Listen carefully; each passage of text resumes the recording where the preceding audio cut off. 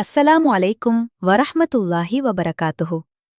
இன்னைக்கு நாம பயோலேஜ் hair serum பத்தி ஷார்ட்டா ஒரு ஆனஸ்ட் ரிவ்யூ பார்க்க போறோம். ட்ரை ஹேர், ஃப்ரிஸி ஹேர்க்கு இது ஒர்க் ஆகுமா இல்லையா அத பத்தி தான் இந்த வீடியோ. இது பயோலேஜ் ஹேர் சீரம். இது ஹேர் growth ப்ராடக்ட் கிடையாது.